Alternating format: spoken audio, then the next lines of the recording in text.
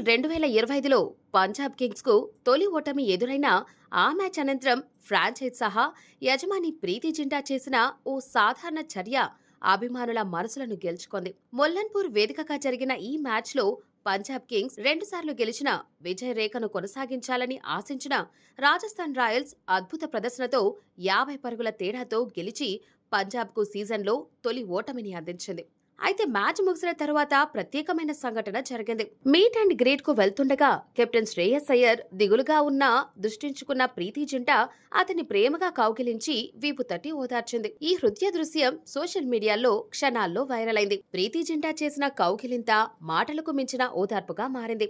అభిమానులు ఆమెను ఐపీఎల్లో అత్యుత్తమ యజమాని అని కొనియాడారు. హై స్టేక్స్ లీగ్ అయిన ఐపీఎల్లో అటువంటి ఎమోషనల్ ఇంటెలిజెన్స్ చూపే యజమానులు అరుదుగా ఉంటారు. జింటా చూపిన నాయకత్వ గుణాలపై అభిమానులు ప్రశంసలు కురిపించకుండా ఉండలేకపోయారు. ప్రతి ఓనర్ కెప్టెన్స్ తో ఇలా వ్యవహరిస్తే వారు తమ జట్టుపై మరింత మక్కువతో వ్యవహరిస్తారు అంటూ ఉదాహరణకు ఎల్ఎస్జీ ఓనర్ కోమయాంకర్ ను చూపిస్తూ ప్రీతి జింటాను ఆకాశానికి ఎత్తేస్తున్నారు.